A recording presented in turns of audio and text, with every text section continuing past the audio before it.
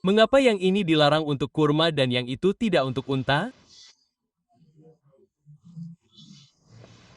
Apa persamaan dari keenamnya? Tidak ada yang bisa menjawab.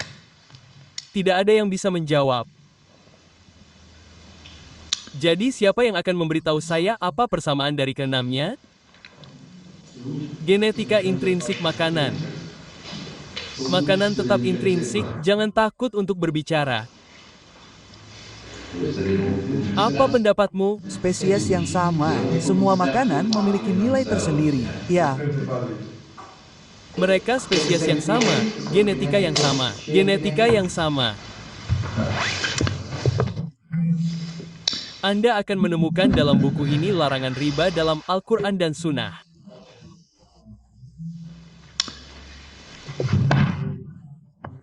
Kemudian, Anda akan menemukan dalam buku kecil ini pentingnya larangan riba dalam Islam.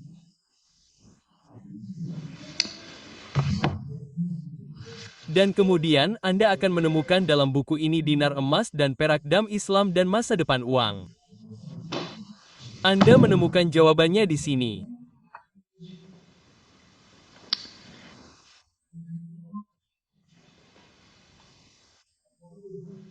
Jawabannya adalah bahwa dalam keenam emas, perak, gandum, kurma, dan keenamnya digunakan sebagai uang di pasar di Madinah.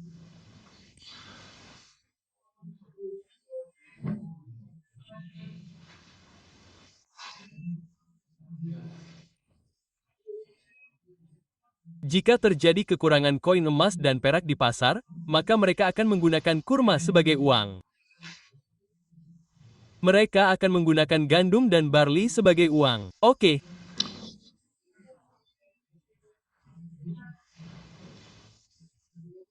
Jadi sekarang kita mendapatkan definisi uang dari Al-Quran bahwa uang dalam Islam, uang dengan kedatangan Yesus ketika dia kembali selalu berupa logam mulia, emas dan perak.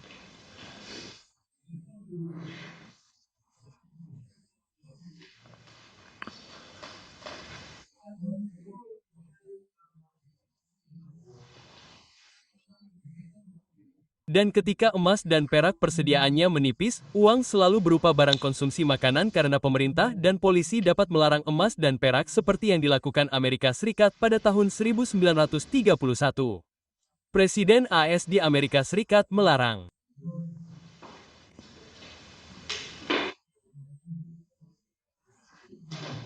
Tidak seorang pun diizinkan menyimpan emas. Jika Anda tertangkap membawa emas, Anda bisa masuk penjara selama 10 tahun. Anda harus menjual emas Anda kepada pemerintah. Dan pemerintah membeli emas dengan satu harga tetap, $20 per ons. Dan ketika pemerintah telah membeli semua emas, pemerintah mengubah harga dari $20 menjadi $33 dan kemudian menjual kembali emas tersebut dan pemerintah Amerika Serikat menipu rakyatnya sendiri. Jadi utusan Allah mengatakan barang konsumsi makanan. Anda tidak dapat melarang beras, Anda tidak dapat melarang gula, pemerintah tidak dapat melakukan itu. Orang-orang akan bangkit memberontak terhadap mereka. Jadi uang dalam Islam adalah emas dan perak. Uang dengan nilai intrinsik. Apa yang dimaksud dengan nilai intrinsik? Jawaban. Nilai uang ada pada uangnya, bukan pada kantong seseorang. Di dalam uangnya.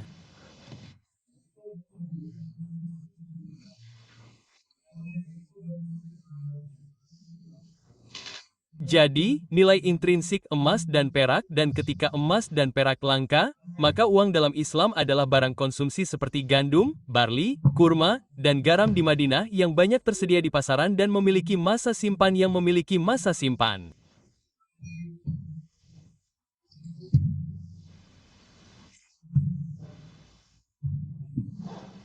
Apakah unta bisa memiliki masa simpan? Tidak. Unta bisa mati. Hewan bisa mati. Apakah mangga bisa memiliki masa simpan? Tidak. Mangga busuk. Anda menyimpan mangga terlalu lama, Anda harus membuangnya.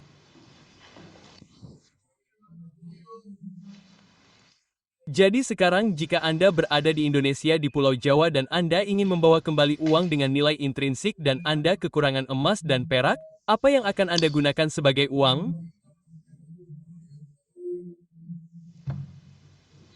Biji kopi. Apa katanya? Biji kopi. Saya tidak mendengar biji kopi. Biji kopi. Ada yang lain? Beras, kurma, Jawaban, beras. beras. Jelas, Anda tidak tahu Indonesia. Beras. Tapi itu nasi yang ada dagingnya, kulitnya, nasi itu. Kisah Yufi Sam dan jagung. Kamu simpan jagungnya di tongkolnya. Oke. Jadi kalau kamu di Indonesia dan kamu ingin membawa pulang uang sungguhan dan kamu kekurangan emas dan perak, kamu akan menggunakan beras sebagai uang, nasi pati.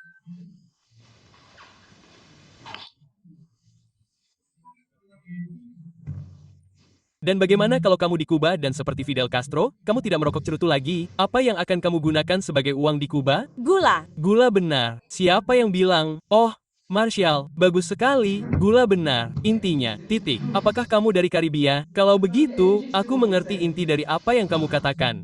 Gula. Kuba adalah negara penghasil gula, kan? Jadi sekarang, uang dalam Islam adalah uang yang selalu memiliki nilai intrinsik.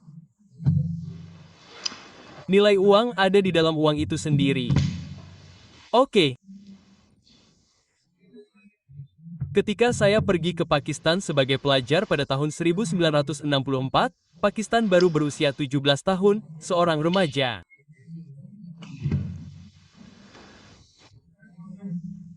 Dan $1 AS bernilai Rp1 dan 75 pes.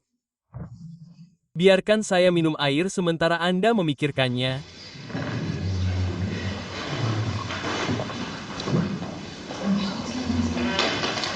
Apakah Anda mendengarnya?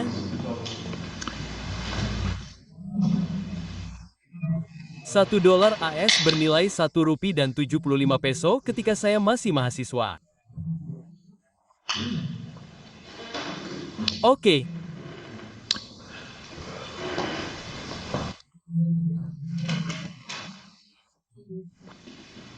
Tetapi kemudian terjadi sesuatu seperti yang terjadi di Amerika Serikat pada tahun 1933. Saya katakan kepada Anda bahwa pemerintah AS menerbitkan dolar AS dalam bentuk kertas, tetapi dolar AS dapat ditukar dengan emas dengan nilai tukar $20 AS untuk 1 ons emas.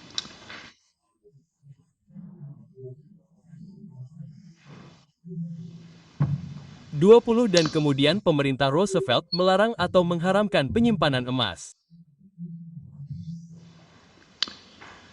Anda harus menjual emas Anda kepada pemerintah dengan harga $20 per ons. Jadi pemerintah AS membeli semua emas di Amerika Serikat, tetapi mereka yang cerdas mengirimkan emas mereka ke Swiss. Anda tahu siapa yang melakukannya? Dan ketika pemerintah AS telah membeli semua emas dengan harga $20 per ons, pemerintah AS kemudian mengubah harga emas, yang berarti nilai dolar. Dan dari $20 per ons, saya rasa menjadi 35. Apakah itu 35? Dan kemudian mereka pergi, mereka menghapus pita itu. Anda sebaiknya segera membeli kembali emas Anda sebelum kita mengubahnya lagi. Jadi, semua orang Amerika pergi untuk membeli kembali emas mereka dan ketika mereka telah membeli kembali emas tersebut, Paman Sam tetap memiliki 41% emas di sakunya. Itu penipuan. Ketika nilai uang jatuh, inilah yang terjadi. Biar saya ulangi. Ketika nilai uang jatuh, inilah yang terjadi. Elit pemangsa di tempat ini, pemerintah akhirnya memiliki semua emas di sakunya dan Anda ditipu. Jadi sekarang berapa nilai rupiah Pakistan? Sekarang rupiah Pakistan sekitar Rp300 untuk $1 AS.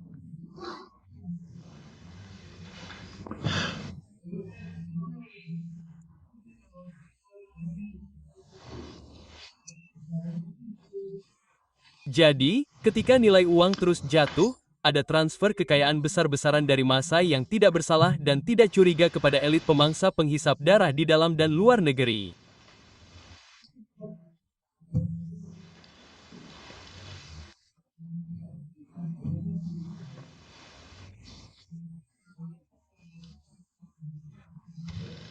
Jadi, kekayaan negara ditransfer dari massa ke elit yang akan hidup sangat megah sehingga mereka akan memiliki seorang pembantu kanak. Tidak, bukan 1, 2 atau 3 di dapur. Dan Anda juga memiliki pengasuh untuk bayi-bayi. Anda juga memiliki 2 atau 3 tukang kebun. Anda memiliki seorang sopir untuk mobil Anda. Dan tentu saja, Anda harus memiliki 1 atau 2 orang satpam di gerbang. Nah, Anda sekarang hidup seperti raja, yang merupakan praktik normal bagi orang kaya. Begitulah cara Anda hidup ketika Anda kaya karena Anda membayar mereka upah seorang budak. Anda membayar mereka upah seorang budak. Itulah yang dilakukan Singapura. Negara teladan Singapura. Negara teladan Singapura menandatangani perjanjian dengan Indonesia bahwa agar wanita Singapura dapat hidup seperti seorang ratu, ia membutuhkan seorang budak di rumah. Agar wanita Singapura dapat hidup seperti seorang ratu, ia membutuhkan seorang budak di rumah.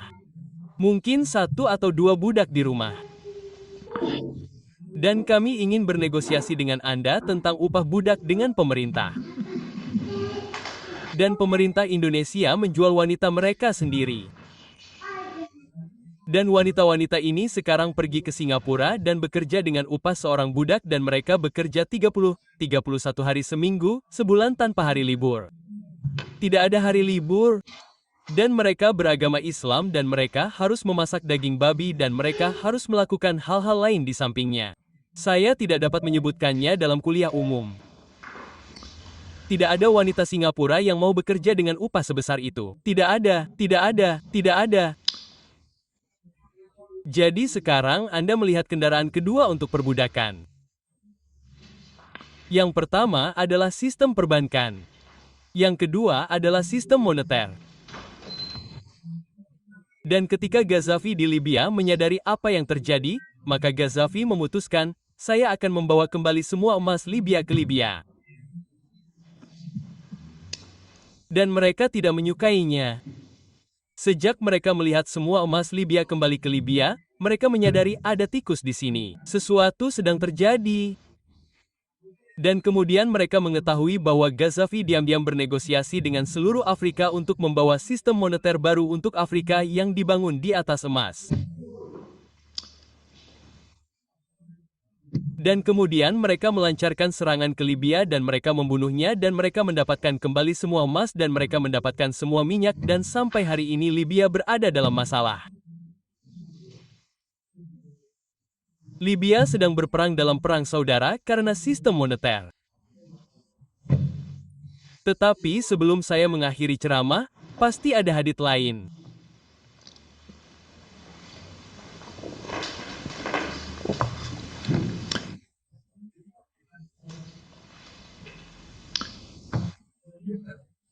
Nabi kita menubuatkan bahwa sungai Efrat yang ada di Irak, sungai Efrat akan menyingkap gunung emas.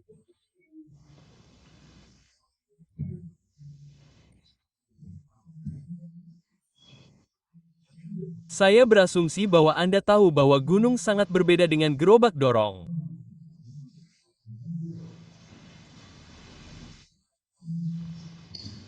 Saya berasumsi bahwa Anda tidak akan membuat kesalahan dengan meyakini bahwa gerobak dorong berisi emas sama dengan gunung emas. Saya berasumsi bahwa Anda memiliki akal sehat sebanyak itu. Oke.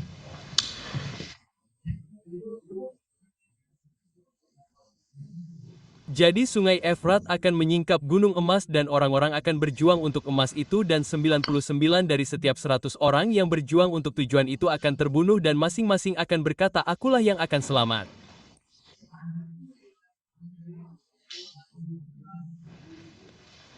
Artinya ini akan menjadi perang di mana tidak seorang pun yakin tentang apa yang akan terjadi dalam perang itu. Perang yang tidak pasti, tidak seorang pun yakin akan kemenangannya. Tetapi orang-orang beriman tidak boleh menyentuh tujuan itu. Jika saya tidak diizinkan menyentuh emas itu, maka itu bukan emas asli karena emas asli itu halal. Jadi sekarang, apa yang dia bicarakan? Bahwa sungai Efrat akan menyingkap gunung emas. Oke.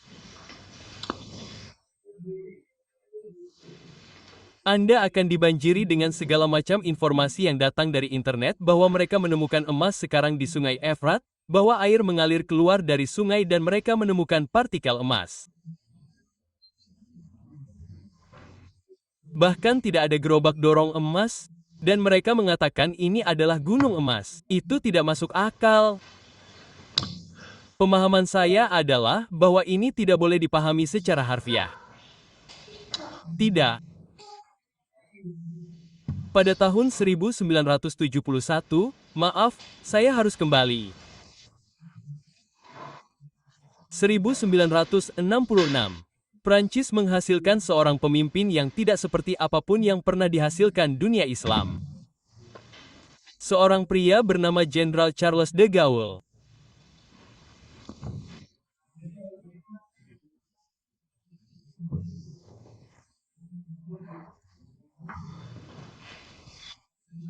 Dan Jenderal Charles de Gaulle memiliki kapasitas untuk memahami apa yang tidak dapat dipahami oleh semua cendekiawan kita, bahwa sistem moneter, berdasarkan uang kertas yang berasal dari Bretton Woods dan kemudian dari dana moneter internasional, di mana pound Inggris digantikan dengan dolar AS sebagai mata uang universal, dan seluruh umat manusia sekarang harus mencetak kertas sebagai uang, dan kertas Anda akan dinilai nilainya dalam hubungannya dengan dolar AS.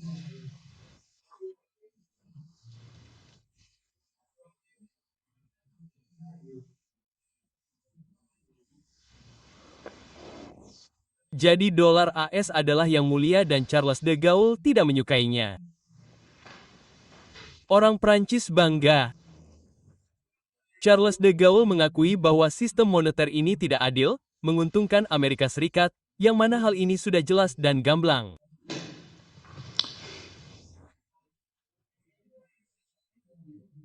Namun, Dana Moneter Internasional mengatakan bahwa sementara uang kertas Anda dinilai berdasarkan hubungannya dengan dolar AS dinilai berdasarkan hubungannya dengan emas pada harga $35 per ons.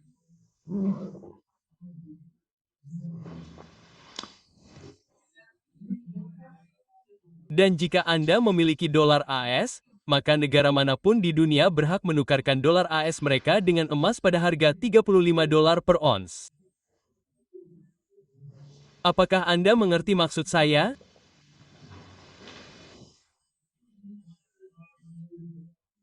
Dana Moneter Internasional menyatakan bahwa sementara semua uang kertas di dunia dinilai berdasarkan nilainya dengan dolar AS dinilai berdasarkan nilainya dengan emas, yaitu $35 per ons.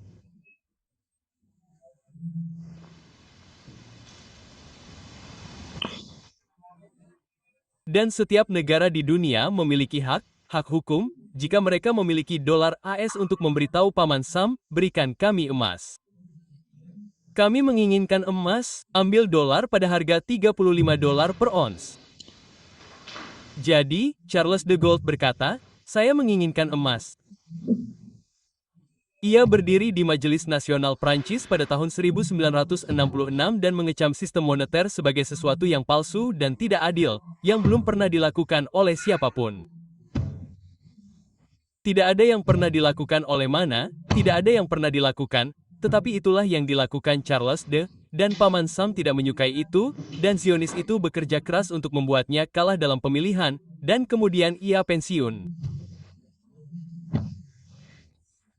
Itulah akhir dari Charles Nicoll, tetapi ia menuntut pengembalian dolar AS-nya dengan emas ketika ia pensiun, kemudian para penerusnya melanjutkan kebijakan yang sama.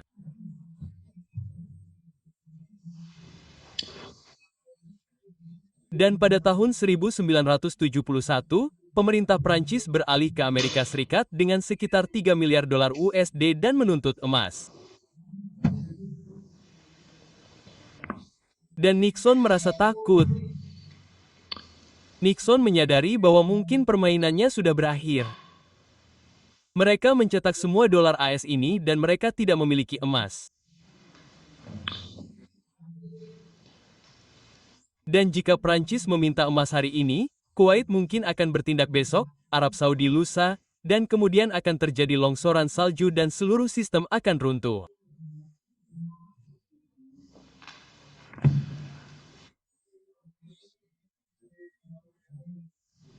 Jadi Nixon pensiun di tempat bernama Camp David dan dia melakukan introspeksi diri lalu mengumumkan kepada dunia bahwa kami telah berjanji, tetapi kami tidak harus menepatinya.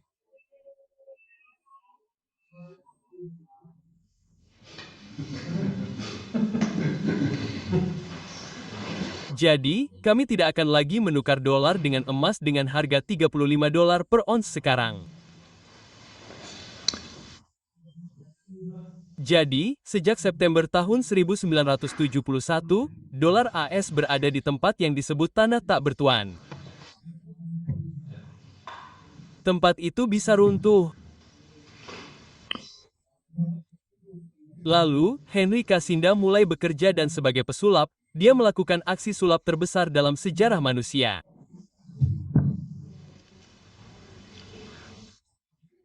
Pertama-tama, mereka membuat orang Arab dan Israel berperang. Namun, mereka berada di kedua sisi perang. Mereka telah mengantongi Uni Soviet dan perang itu harus berakhir seri. Itu semua hanya rekayasa. Namun, mereka tahu bahwa begitu perang dimulai, Raja Faisal di Arab Saudi akan memberlakukan boikot minyak terhadap Amerika Serikat. Dan itulah yang dia lakukan, dan mereka ingin dia melakukannya. Begitu dia memberlakukan boikot minyak terhadap Amerika Serikat, harga minyak naik 400%.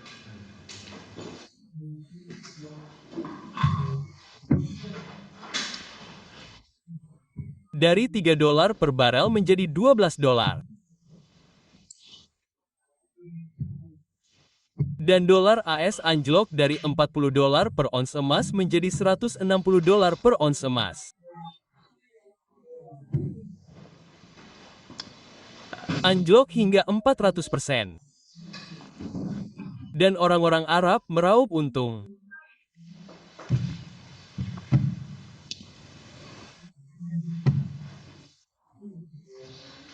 Lalu Kishinda terbang ke Arab Saudi dan dia berkata kepada Faisal, semoga Allah merahmati jiwanya. Dia hanya punya kacang di kepalanya. Fa berkata, Kissinger berkata kepada Faisal, apa yang kau dapatkan sekarang adalah kacang. Jika kau mendengarkanku, kau akan mendapatkan lebih dari ini. Yang kuminta darimu adalah kau harus membuat komitmen bahwa kau tidak akan menjual minyakmu. Tidak seorang pun dapat membeli minyakmu kecuali mereka membayar dengan dolar AS. Dan mereka tertipu dan begitulah dolar AS menjadi dolar.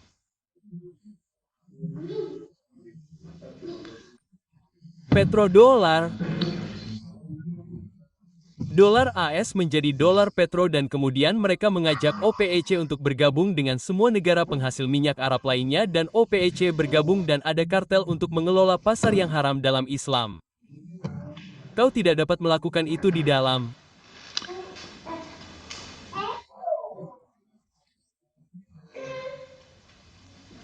Dan sebagai akibatnya, sekarang dengarkan baik-baik, lautan minyak di bawah sungai sekarang mulai berfungsi sebagai gunung emas.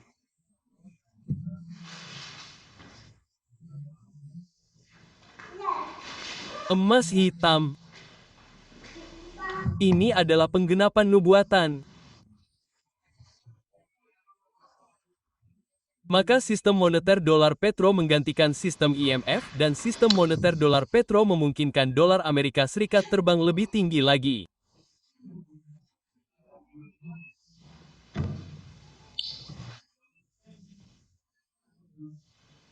Tetapi kemudian ada orang-orang seperti Charles de Gaulle yang menyadari bahwa ini palsu dan curang dan haram.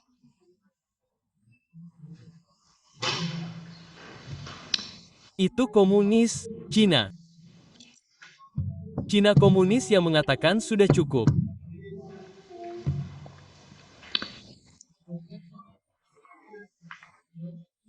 Dan Cina komunis melancarkan respons terhadap sistem moneter dolar petro dengan alternatif terhadap sistem moneter dolar petro dan sistem komunis.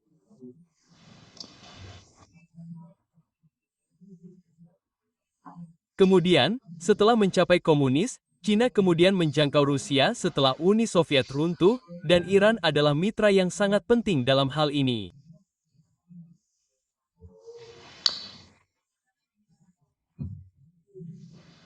Dan begitulah batu bata muncul, dan batu bata saat ini adalah ancaman terbesar bagi sistem moneter yang didasarkan pada dolar petro.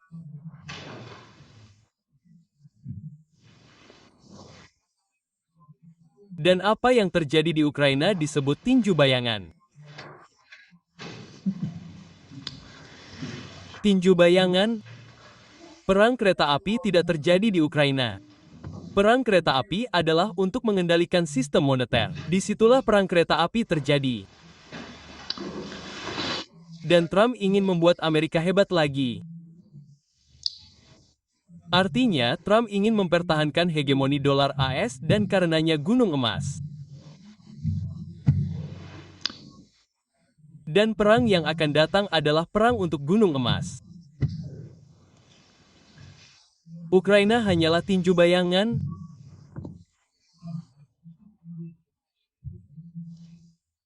Nah, ini adalah cara kedua di mana mereka telah menyedot kekayaan umat manusia dengan memaksakan sistem moneter palsu berupa uang kertas yang curang, yang palsu, yang haram, yang menyedot kekayaan umat manusia.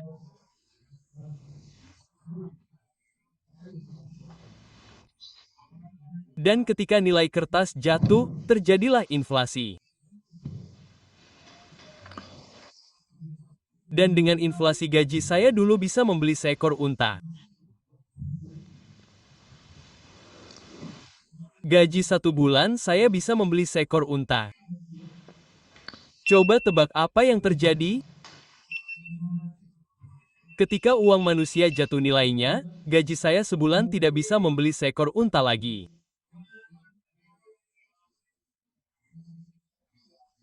Saya hanya bisa membeli sesuatu yang orang Pakistan sebut gada, seekor keledai, dan kemudian setelah beberapa tahun, gaji saya yang dulu bisa membeli keledai, tidak bisa membeli keledai lagi, saya hanya bisa membeli seekor kambing, dan kemudian setelah beberapa waktu, gaji saya yang dulu bisa membeli kambing, tidak bisa membeli kambing lagi, hanya bisa membeli seekor kambing lagi.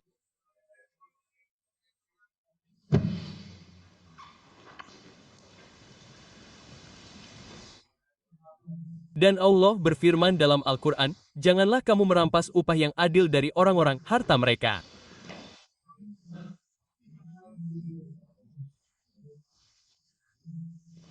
Kamu mencuri dari itu. Profesor Richard Falk dari Universitas Princeton menyebutnya pencurian yang dilegalkan. Inilah alasan perbudakan ekonomi yang telah menimpa umat manusia. Butuh waktu lama malam ini untuk menjelaskan subjek ini kepada Anda. Namun, saya telah menjelaskannya dengan cara yang tidak dapat mereka jelaskan. Itulah sebabnya mereka menutup pintu masjid untuk saya. Namun, saya katakan kepada mereka, jangan khawatir, akan ada hari penghakiman yang akan datang. Dan pada hari penghakiman, Anda harus menjawab kepada Allah karena telah menolak saya, menolak hak saya untuk mengajarkan kepada umatnya pengetahuan yang tidak dapat Anda ajarkan kepada mereka. Sekarang, mari kita berhenti sejenak untuk tanya jawab.